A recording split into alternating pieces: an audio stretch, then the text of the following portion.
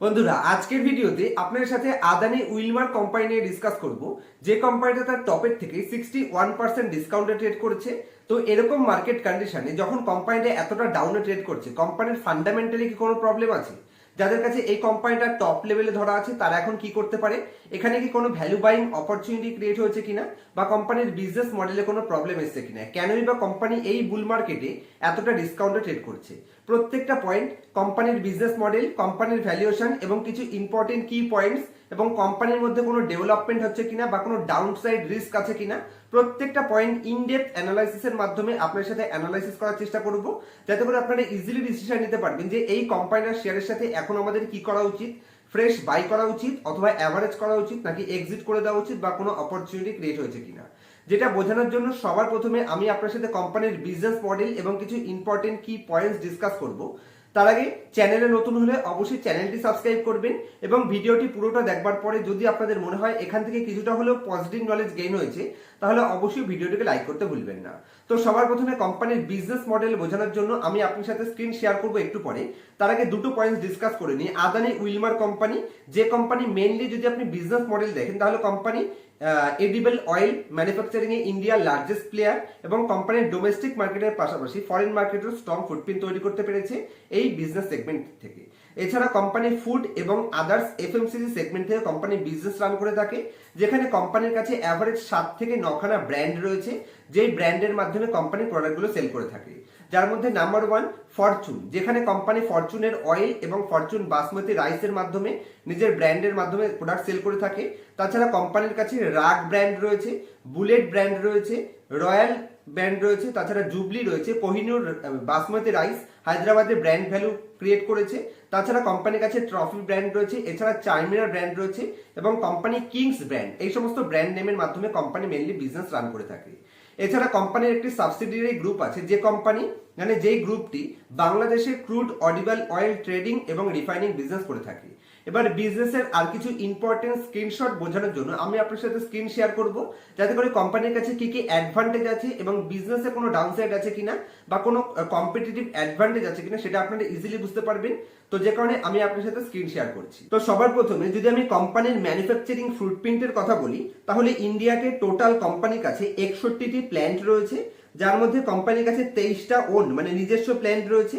এছাড়া লিজে নেওয়া কোম্পানির কাছে 38খানা প্ল্যান্ট রয়েছে, যার মধ্যে কোম্পানি যদি কিছু ইম্পর্টেন্ট ক্যাপাসিটির কথা বলি, তাহলে ফুড প্রসেসিং এ company 0.9 million metric ton capacity কোম্পানির কাছে রয়েছে, এবং 5.5 মিলিয়ন মেট্রিক টন কোম্পানির রিফাইনিং ক্যাপাসিটি রয়েছে। এই কোম্পানির লিডারশিপ প্রোডাক্টের মধ্যে, যেখানে কোম্পানির ইন্ডিয়াতে এডিবল অয়েল ম্যানুফ্যাকচারিং সেগমেন্টে কোম্পানির কাছে 5টা ব্র্যান্ড রয়েছে, যেখানে কোম্পানি 1 নম্বর পজিশনে হোল্ড করে, এবং কোম্পানির ফুড এবং এফএমসিজি সেক্টরে কোম্পানি আটা ম্যানুফ্যাকচারিং এ প্যাকেজিং আটাতে কোম্পানির 2 নম্বর পজিশন হোল্ড করে, এবং সোয়াতে কোম্পানির 2 নম্বর পজিশন রয়েছে। এছাড়া বাসমতি রাইসে কোম্পানি 3 নম্বর পজিশন হোল্ড করে। তাছাড়া কোম্পানি ইন্ডাস্ট্রিয়াল এসেন্সিয়াল সেগমেন্টেও দুটো প্রোডাক্ট রয়েছে, যেখানে কোম্পানি 1 নম্বর পজিশন হোল্ড করছে। তো কোম্পানির কাছে ব্র্যান্ড বিল্ডিং এর ব্র্যান্ড ভ্যালুর কোনো অভাব নেই, এটা আমরা ইজিলি বুঝতে পারলাম। যদি আমি কোম্পানির বিজনেস সেগমেন্টের কিছু ইম্পর্টেন্ট প্রোডাক্টের কথা বলি, যেখানে কোম্পানি এডিবল অয়েল ম্যানুফ্যাকচারিং সেগমেন্টে বেশ কিছু প্রোডাক্ট রয়েছে, যেখানে সানফ্লাওয়ার রয়েছে, সোয়াবিন অয়েল রয়েছে, মাস্টার্ড অয়েল রয়েছে, পাম অয়েল রয়েছে, এই সমস্ত অয়েলগুলো। এছাড়া আরো টোটাল 11খানা অয়েল কোম্পানি ম্যানুফ্যাকচারিং করে থাকে, যেখানে edible oil manufacturing a company ইন্ডিয়াতে মার্কেট লিডিং পজিশন হোল্ড করে। তাছাড়া কোম্পানি ডোমেস্টিক মার্কেটের পাশাপাশি ফরেন মার্কেটও ফুটপ্রিন্ট তৈরি করতে পেরেছে। ফুড এবং এফএমসিজি সেক্টরে কোম্পানি আটা ম্যানুফ্যাকচারিং করে থাকে, সুজি, তাছাড়া এখানে আপনি দেখতে পারেন রাওয়া, ময়দা, বাসমতি রাইস, নন বাসমতি রাইস, বেসন, পালস, সুগার, পোহা এবং সোয়া নাগেলস, এগুলো কোম্পানি ম্যানুফ্যাকচারিং করে থাকে। এছাড়া কোম্পানির বিজনেস মডেলে যদি ইম্পর্টেন্ট কিছু কি পয়েন্টস এর মধ্যে আসি, যেখানে কোম্পানির বিজনেসের কিছু স্ক্রিনশট শেয়ার করছি, এবং এখানে আপনারা দেখেন কোম্পানি এডিবল অয়েল ম্যানুফ্যাকচারিং সেগমেন্টে কোম্পানির সেলস ভলিউম পার্সেন্টেজ হিসেবে কি রেঞ্জ আছে, যেটা 2022-এ কোম্পানির এডিবল অয়েল ম্যানুফ্যাকচারিং সেগমেন্টে টোটাল কোম্পানির বিজনেস পার্সেন্টেজ হিসেবে 86% পোর্টফোলিওর স্ট্রং ফুটপ্রিন্ট রাখতো, যেটা এবছর কত হয়েছে 68% থেকে 61%। এবং যদি আপনি কোম্পানির ফুড এবং এফএমসি সেক্টর তার সাথে ইন্ডাস্ট্রিয়াল এসেন্সিয়াল সেগমেন্টে দেখেন, যেখানে কোম্পানির 2022-এ যতটা পার্সেন্টেজ ছিল সেখান থেকে এবছর 2023-এ পার্সেন্টেজ বাড়িয়েছে। দেখুন এখানে 68% থেকে এডিবল অয়েলসে এখানে 61% করেছে। তার মানে এডিবল অয়েল থেকে কোম্পানি ডিপেন্ডস কমিয়েছে এবং সেই জায়গাটা কোম্পানি কোথায় কনভার্ট করেছে, যেখানে দেখুন 2022-এ কোম্পানি ফুড এবং এফএমসিজিতে 13% পজিশন রাখতো, সেখানে এটা ইনক্রিজ হয়ে 16%-এ চলে গেছে। এবং যেখানে কোম্পানি ইন্ডাস্ট্রিয়াল এসেন্সিয়াল সেগমেন্টে 19% পজিশন ছিল, যেখানে 23%-এ কোম্পানি নিচ্ছে। মানে কোম্পানির সেলস ভলিউমে কোম্পানি ভালো করে ডাইভার্সিফাই বিজনেস পোর্টফোলিও তৈরি করার চেষ্টা করছে। এবং যদি আমি কোম্পানি এখানে সেলস ভ্যালু হিসেবে দেখি, তাহলে কোম্পানি 2022-এ এডিবল অয়েল কত ছিল, 45,342 কোটি সেল করেছিল, যেটা 2023-এ 45,000 থেকে 46,104 কোটি করেছে। ফুড এবং এফএমসিজি যদি আমি দেখি, যেটা 2022-এ ছিল 2,621 কোটি টাকা, যেটা লেটেস্ট ইয়ারে ডবলেরও বেশি করে ফেলেছে, অলমোস্ট 4,053 কোটি, ডবলের আশেপাশে লেভেলে নিয়ে এসেছে। ইন্ডাস্ট্রিয়াল এসেন্সিয়ালে যদি আমি দেখি, তাহলে 6,192 কোটি থেকে এটা ইনক্রিজ করে 8,028 কোটিতে নিয়ে গেছে। কোম্পানি যদি আমি টোটাল দেখি, তাহলে 54,155 কোটি থেকে 58,185 কোটিতে কোম্পানির টোটাল সেলস ভলিউম এখানে ইনক্রিজ করেছে। এটা একটা পজিটিভ নিউজ। কোম্পানির এখানে ব্র্যান্ডেড অয়েল এবং ফুড সেলস হিসেবে যদি আমি দেখি, যেটা 2021-22-এ কোম্পানির 73% ছিল, যেটা এবছর 22-23-এ নেক্সট ইয়ার 77% হয়েছে। তো 73% থেকে 77% কোম্পানি ব্র্যান্ডেড অয়েল এবং ফুড সেলসকে ইনক্রিজ করেছে। যদি আমি কোম্পানির অয়েল এবং ফুড এই সেগমেন্টে কোম্পানির চ্যানেল সেলস দেখি, তাহলে company 17% year on year growth করেছে, 2,700 কোটি এটা পোস্ট করেছে। যদি আমি কোম্পানির আজকের দিনে কোম্পানির সেলস মিক্স দেখি, আরবান এবং রুরাল, তাহলে এখানে কি চেঞ্জেস করেছে, উপরেরটা হচ্ছে 2022 এবং নিচেরটা হচ্ছে 2023। তাহলে কোম্পানির 2022-এ রুরাল সেগমেন্টে 30% এক্সপোজার ছিল এবং 70% আরবানে ছিল, যেটা এবছরে যদি আমি দেখি একই পোর্শন রয়েছে। ফুড এবং এফএমসিজিতেও এই একই 32% এবং 68% ছিল, 32% এবং 68%। যদি আমি আজকের দিনে কোম্পানির সেলস মিক্স জিওগ্রাফি হিসেবে দেখি, তাহলে কোম্পানি ফরেন মার্কেটে এক্সপোজার ইনক্রিজ করছে, তার মানে কোম্পানি এক্সপোর্টের উপর ফোকাস করছে। যেখানে 2022-এ কোম্পানি মাত্র 6% এক্সপোর্ট করতো, সেটা 2023-এ এখানে 2% ইনক্রিজ করেছে এবং ডোমেস্টিক মার্কেটে যেটা 94% ছিল, সেটা 92% এনেছে। কারণ তার মানে কোম্পানি ডোমেস্টিক মার্কেটে তো বিজনেস করছে, তার সাথে ফরেন মার্কেটে কোম্পানি এক্সপোর্টের ডিমান্ড বাড়াচ্ছে। তার মানে কোম্পানি ডলার ফর্মে ইনকাম করতে চাইছে, যেখানে কোম্পানির ফিউচারে বটম লাইন ইনক্রিজ হওয়ার চান্স রয়েছে। যদি আমি কোম্পানির লাস্ট 5 বছরে কোম্পানির গ্রোথ দেখি, কি হিসেবে কোন সেগমেন্টে গ্রোথ করেছে, তাহলে দেখুন এখানে ফার্স্ট একটা হচ্ছে এডিবল অয়েল বিজনেস সেগমেন্ট, যেখানে কোম্পানির 7% সিএজিআর ভলিউম গ্রোথ এখানে দেখিয়েছে। 2019-এ ছিল 2.6 মিলিয়ন টন, নেক্সট ইয়ার কত করেছে 2.8, 2021-এ করেছে 3 এবং 2022-এ করেছে 3.3 এবং 2023-এ FY23-তে কোম্পানি 3.4। এটা আপনি দেখতে পাচ্ছেন মিলিয়ন মেট্রিক টন, তো কন্টিনিউয়াসলি ইমপ্রুভমেন্ট দেখতে পাচ্ছেন। যদি আমি কোম্পানির ফুড এবং এফএমসিজি সেগমেন্টে দেখি, তাহলে 31% সিএজিআর হারে কোম্পানি গ্রোথ করছে। 2019-এ ছিল 0.3 million metric ton, next year বাড়িয়ে করলো 0.4, তারপর 0.5, 0.6 এবং 0.9। তো ফুড এবং এফএমসিজি তার সাথে এডিবল অয়েল দু সেগমেন্টে কোম্পানি গ্রোথ করেছে। যদি আমি ইন্ডাস্ট্রিয়াল এসেন্সিয়াল সেগমেন্টে দেখি, এখানে কোম্পানি কিন্তু ডাউনগ্রেড দেখিয়েছে। যেখানে দেখুন FY29-এ কোম্পানি 1.2 মিলিয়ন মেট্রিক টন ছিল, যেটা এবার ডাউনে এসে 1.1, তারপর 1%, তারপর 0.9 এবং লেটেস্ট যদি আমি দেখি, তাহলে অলমোস্ট হাইস্ট এবারই রয়েছে 1.2। এখানে ইমপ্রুভমেন্ট লেটেস্ট ইয়ারে দেখা যাচ্ছে, বাকি ব্যাক টু ব্যাক 4 বছর কিন্তু ডাউন ট্রেন্ড ছিল। তো এখানে ইমপ্রুভমেন্ট লেটেস্ট ইয়ারে দেখিয়েছে। যদি আমি টোটাল দেখি, তাহলে কোম্পানি টোটাল 7% সিএজিআর গ্রোথ করেছে। 2019-এ ছিল 4.1 million metric ton, next year 4.3, তারপর 4.5, 4.8 এবং লেটেস্ট ইয়ারে এখানে একটু ডাউন ট্রেন্ড 5.5, সরি এখানেও হাই স্টেবল রয়েছে 5.5, কন্টিনিউয়াসলি ইনক্রিজ। যদি আমি কোম্পানির সেগমেন্ট রেভিনিউ দেখি, তাহলে এডিবল অয়েলে কোম্পানি 21% সিএজিআর গ্রোথ করেছে, এটা ক্রোর হিসেবে দেখাচ্ছে। 2019-এ ছিল 21,540 কোটি, নেক্সট ইয়ার 23,477 কোটি, লেটেস্ট 2021-এ 30,819 কোটি, 2022-এ 45,342 কোটি এবং FY23-তে লেটেস্ট ইয়ারে কোম্পানি 46,000। লাইফ টাইমের সব থেকে হাইয়েস্ট এডিবল অয়েল কোম্পানির সেলস এখানে রেভিনিউ দেখিয়েছে। যদি আমি ফুড এবং এফএমসিজি দেখি, এখানেও হাইয়েস্ট রয়েছে 1,508 কোটি থেকে কন্টিনিউয়াসলি ইনক্রিজ করে 4,053 কোটি, হাইয়েস্ট লেভেল। যদি আমি ইন্ডাস্ট্রিয়াল এসেন্সিয়ালে দেখি, তাহলে কোম্পানি 5,342 কোটি থেকে 8,028 কোটি, highest level. 11% CAGR growth company দেখাচ্ছে। যদি আমি টোটাল হিসেবে দেখি তাহলে কোম্পানি 20% সিএজিআর গ্রোথ করছে 28,390 কোটি থেকে 58,158 কোটি। কিন্তু অতীতে কোম্পানি যে হারে গ্রোথ দেখিয়েছিল, দেখুন 2019, 20, 21, 22 সুপার ডুপার গ্রোথ ছিল, কিন্তু সেই হিসেবে FY23 লেটেস্ট ইয়ারে কোম্পানি সেরকম একটা গ্রোথ দেখাতে পারেনি, যে কারণে শেয়ার প্রাইস এখন ডাউন ট্রেন্ডে দেখতে পাচ্ছি। যদিও আমি কোম্পানির ফিনান্সিয়াল স্টেটমেন্ট বোঝানোর জন্য আমি আপনার স্ক্রিনারে নিয়ে যাব, তার আগে অ্যানুয়াল রিপোর্টের এই ইম্পর্টেন্ট পয়েন্টসগুলো আপনার সাথে ক্লিয়ার করছি।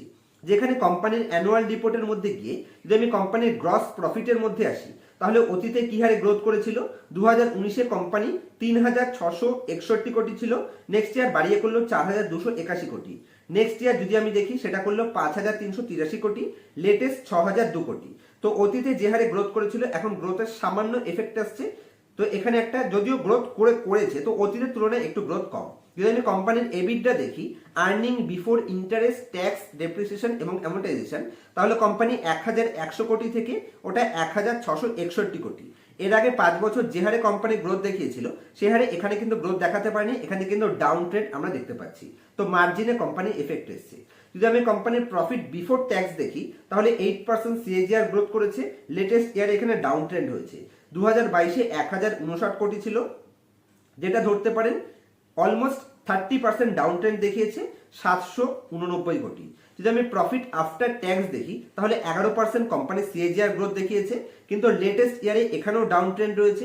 মানে আপনি প্রফিটের দিক থেকে যদি আপনি আসেন তাহলে কোম্পানির প্রফিটের দিক থেকে কন্টিনিউয়াসলি ডাউন ট্রেন্ড রয়েছে লেটেস্ট ইয়ারে। আপনি যদি কোম্পানির আর্নিং পার শেয়ার দেখেন, যেটা আগের বছরে 6.9 ছিল, যেটা এবছর কত হয়েছে 4.5, 4 টাকা 50 পয়সা কোম্পানির আর্নিং পার শেয়ার, একটা শেয়ার প্রতি 4 টাকা 50 পয়সা করে আর্নিং করছে।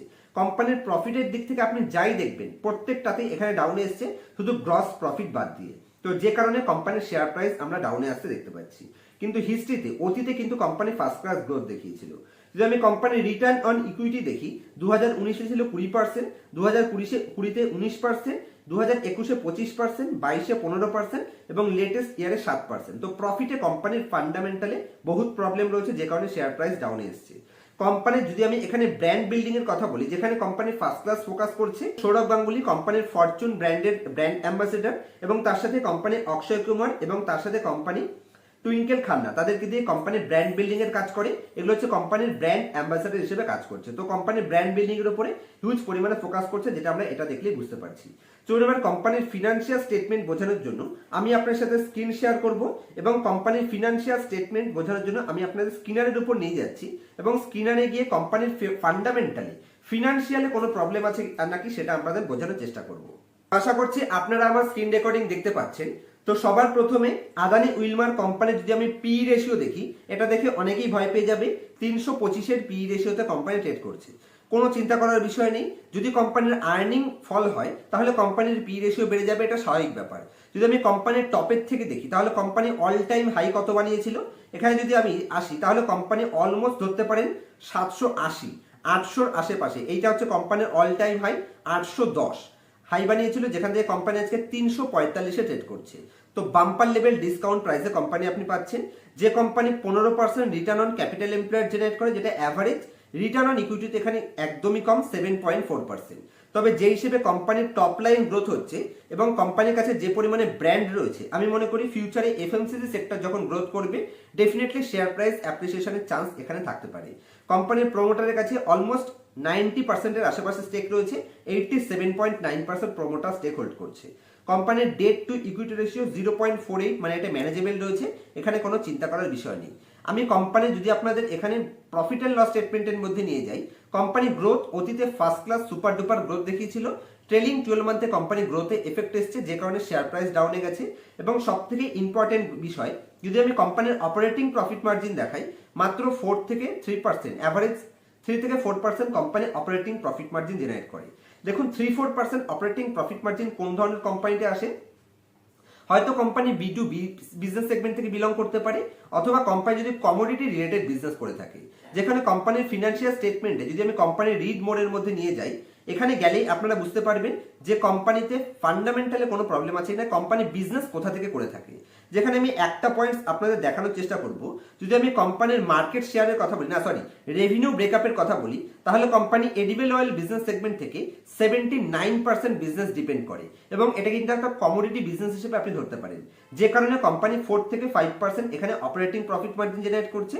তো সেক্ষেত্রে আমরা এটাকে নিতে পারি, কিন্তু 4-5% অপারেটিং প্রফিট মার্জিন যদি কোম্পানি থাকে, সে কোম্পানির টপ লাইনে সুপার ডুপার গ্রোথ দেখাতে হবে, তাহলেই আমি সে কোম্পানির সাথে যেতে রাজি আছি। যেমন কোম্পানি অতীতে যে হারে গ্রোথ দেখিয়েছিল, এখন কিন্তু গ্রোথে এফেক্ট এসছে, যে কারণে শেয়ার প্রাইস ফলোতে দেখতে পেরেছি।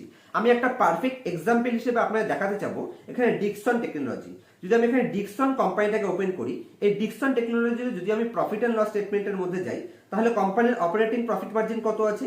মাত্র 2-3-5%। কিন্তু এই 2-3-4-5% অপারেটিং প্রফিট মার্জিনও আমি যেতে রাজি আছি যদি কোম্পানি B2B বিজনেস সেগমেন্ট থেকে বিলং করে, কারণ সেই সমস্ত বিজনেস সেগমেন্টে আমাদের কাছে প্রাইসিং পাওয়ার থাকে না, ব্র্যান্ড ভ্যালু থাকে না, যে কারণে আমরা B2B বিজনেসের ক্ষেত্রে 4-5% operating profit margin company easily নিতে পারি। কিন্তু সেই হিসেবে কোম্পানির টপ লাইন গ্রোথ লাগবে। যদি আপনি ডিকসনের টপ লাইন গ্রোথ দেখেন, প্রত্যেক 2 বছর টাইম পিরিয়ডে কোম্পানি তাদের টপ লাইনকে মানে সেলসকে দুগুণ করেছে। 3000, এখানে অ্যাভারেজ 3000 কোটি ছিল, এক বছর পর বাড়িয়ে করেছে 6000। এখানে 4000 কোটি ছিল, এক বছর পর বাড়িয়ে করেছে 10000। এখানে 6000 কোটি ছিল, এক বছর পর বাড়িয়ে করেছে 12000। তো প্রত্যেক 2 বছর টাইম পিরিয়ডে, এবং লেটেস্টও যদি আপনি দেখেন, বছর শেষ হতে হতে এটা কিন্তু 20000 হয়ে যাবে, কারণ এখন অব্দি 16000 রয়েছে এবং আরেকটা কোয়ার্টার পর যদি সেলস দেখে, তাহলে অ্যাভারেজ 4000 কোটি কোম্পানি সেলস করছে। তো সেই হিসেবে কোম্পানি এবছরও কিন্তু 100% গ্রোথ দেখিয়ে দেবে এক বছর টাইম পিরিয়ডে, অল্টারনেটিভ ইয়ারে। তো ডেফিনেটলি সেই কোম্পানিকে আমি কিন্তু কম অপারেটিং প্রফিট মার্জিনও নিতে রাজি আছি। কিন্তু যদি আমি আমাদের কোম্পানিতে আসি, যেটা হচ্ছে আদানি উইলমার, এখানে কোম্পানি কি শেয়ারে গ্রোথ করতে পারছে? যদি আমি এই কোম্পানিকে দেখি, 37,000 থেকে 54,000 বাম্পার গ্রোথ আছে, এখানেও 30,000 থেকে অ্যাভারেজ 60,000-এর আশেপাশে। কিন্তু লেটেস্ট গ্রোথে যেহেতু এফেক্ট এসছে, সে কারণে শেয়ার প্রাইস ডাউনে এসছে। তো ফিউচারে যদি এটাকে কোম্পানি আবার ক্যাচ করতে পারে সেই গ্রোথ রেটকে, তাহলে ডেফিনেটলি শেয়ার প্রাইস আবার রকেট হতে আমরা দেখতে পারি। যদি কোম্পানির এখানে রিটার্ন অন ইকুইটি দেখি, ডাউন ট্রেন্ডে এসছে, এক বছরে নেগেটিভ 21% রিটার্ন দিয়েছে, প্রফিটে কোম্পানির এফেক্ট এসছে, যেটা আমি অ্যানুয়াল রিপোর্টে আপনাদের বোঝালাম। যদি আমি কোম্পানির ব্যালেন্স শিটের মধ্যে আসি, কোম্পানি রিজার্ভ কন্টিনিউয়াসলি ইনক্রিজ হচ্ছে, এটা একটা পজিটিভ সাইন, এবং কোম্পানির বড়োইও এখানে কন্টিনিউয়াসলি ইনক্রিজ হচ্ছে, এটা হালকা নেগেটিভ সাইন। যদি আমি কোম্পানির ফিক্সড অ্যাসেট দেখি, সেই হিসেবে ফিক্সড অ্যাসেটে কোনো ইমপ্রুভমেন্ট আমি দেখতে পাচ্ছি না, যদিও কোম্পানির CWIP তে কন্টিনিউয়াসলি কাজ চলছে। তার মানে ফিউচারে আপনি টপ লাইন ইনক্রিজ হতে এখান থেকে আবার দেখতে পারবেন, এটা আপনি ইজিলি এক্সপেক্ট করতে পারেন।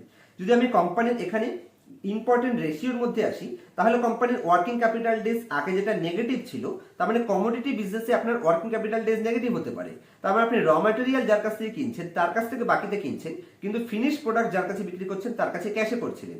কিন্তু এখন তার উল্টো হয়ে গেছে, আপনি ফিনিশ প্রোডাক্ট যার কাছে বিক্রি করছেন তার কাছে বাকিতে বিক্রি করছেন, কিন্তু র ম্যাটেরিয়াল যার কাছ থেকে কিনছেন তার কাছ থেকে ক্যাশে কিনছেন। তো এটা বিজনেসের জন্য নেগেটিভ সাইন। যদি আমি কোম্পানির শেয়ার হোল্ডিং প্যাটার্নে চলে আসি, তাহলে রিটেল পাবলিকের কাছে 11% স্টেক ছিল, আজও 11% স্টেকই রয়েছে। FII, DII এবং প্রমোটার, তারা তাদের যা স্টেক ছিল অ্যাভারেজ সব স্টেকই ধরে বসে আছে। তো ওভারঅল আদানি উইলমার কোম্পানিটাকে যদি আজকের দিনে আমার ডিসিশনের কথা চান, তাহলে আমার ডিসিশনে আমি বলবো, যদি আপনাদের একদম হাই লেভেলে ধরা থাকে, এখানে স্টপ লস বুক করার কোনো কোশ্চেন আসে না, কিন্তু এখান থেকে ফ্রেশ বাইং করতে চাইলে ইজিলি করা যেতে পারে বলে আমি মনে করি।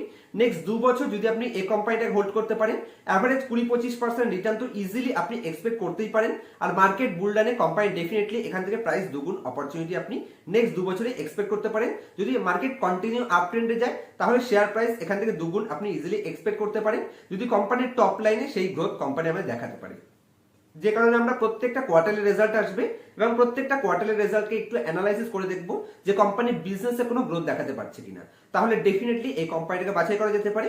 স্টপ লস নেওয়ার কোনো কনসেপ্ট এখানে নেই। হ্যাঁ, যাদের এই লেভেলের আশেপাশে কেনা আছে চুপ করে ধরে বসে থাকুন, এবং যাদের হায়ার লেভেলে ধরা আছে তারাও এখন স্টপ লস বুক করবেন না, কারণ কোম্পানি যা ডাউনে যাওয়ার ছিল সেই ডাউনে চলে এসছে।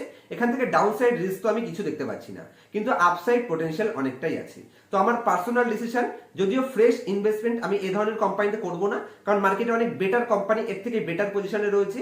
যদি আপনাদের কাছে কেনা থাকে আপনারা হোল্ড করতে পারেন, এবং যে কোনো ডিসিশন নেওয়ার আগে আপনার ফিনান্সিয়াল অ্যাডভাইজারের সাথে কথা বলে তারপর বাই অথবা সেল করবেন। আমার কথা শুনে বাই অথবা সেল করবেন না। আমি শুধুমাত্র আমার পার্সোনাল ওপিনিয়ন এবং পার্সোনাল এক্সপিরিয়েন্স আপনাদের সাথে শেয়ার করার চেষ্টা করলাম, যাতে করে আপনারা বুঝতে পারেন কোনো কোম্পানিকে কিভাবে অ্যানালাইসিস করতে হয়। যদি এই কোম্পানিটা রিলেটেড অথবা stock, bond, mutual fund related কোনো ধরনের কোয়ারি থাকে আমাকে কমেন্ট করবেন, আমি প্রত্যেকটা কমেন্ট পড়ি এবং আমার তরফ থেকে বেস্ট রিপ্লাই দেওয়ার চেষ্টা করি। দেখা হবে নেক্সট ভিডিওতে। যদি আমার কাছ থেকে advance level fundamental analysis personal ক্লাসে শিখতে চান তাহলে কমেন্টস করতে, তাহলে আমার নিচে মোবাইল নাম্বার দেখতে পাচ্ছেন, আমার সাথে কন্ট্যাক্ট করতে পারেন। দেখা হবে নেক্সট ভিডিওতে কোনো ইনফরমেটিভ টপিকের সাথে। ততক্ষণ পর্যন্ত হ্যাপি ইনভেস্টিং, হ্যাপি ট্রেডিং।